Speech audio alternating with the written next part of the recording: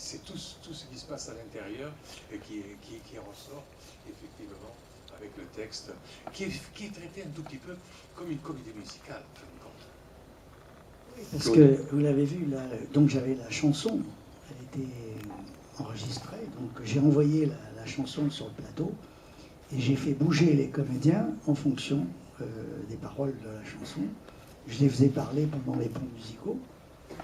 Donc on a vraiment tourné ce film, et je tourne la plupart de mes films un peu comme ça.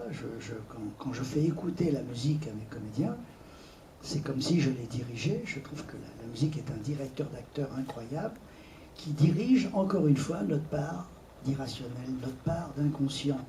Pour diriger l'intelligence des gens, je leur parle, je m'adresse à leur cerveau, à leur matière grise, etc. Mais encore une fois, je vous dis, dans la vie, il y a ce qu'on dit, il y a ce qu'on pense.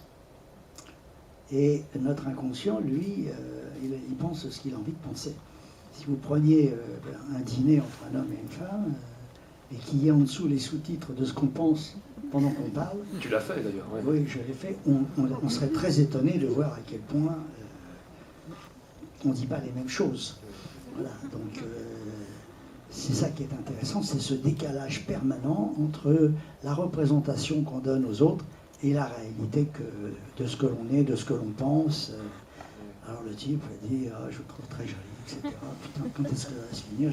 Si je pouvais me barrer. » Mais ça peut être ça, comme ça peut être le contraire. Je veux dire que très souvent, qu'est-ce qu'il est con, qu'est-ce qui me fait chier, putain, vraiment ce patron à la con, j'ai vraiment envie de foutre là. Hein, et puis, bien monsieur, très bien, et pas de problème, je serai là. Vous voyez.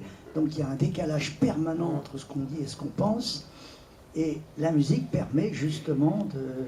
Là, on voit très bien que la chanson nous montre ce qu'il pense, et puis nous, on voit la réalité. Donc voilà, donc c'est un peu ça, c'est après ça qu'on a couru pendant 50 ans, pouvoir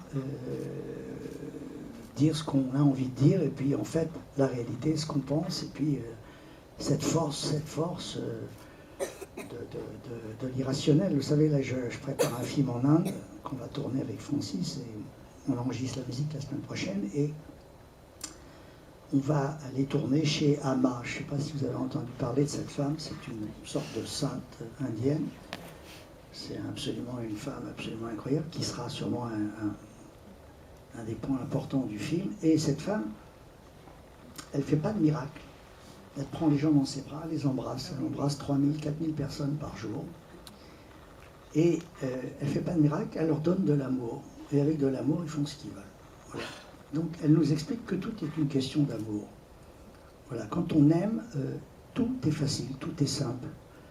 Voilà. Je pense que le miracle entre Francis et moi, c'est une grande histoire d'amour, de la musique et du cinéma. Et quand on aime, tout est simple. Voilà. Et avec de l'amour, on fait des miracles. Voilà. Donc cette femme, moi, elle m'a impressionné, parce que il y a des gens qui arrivent, il y a des gens malades, il y a des gens qui ont des soucis, des problèmes. Enfin, les gens arrivent avec les problèmes de la terre entière, elle les embrasse et puis ils repartent, et on voit leur tête après.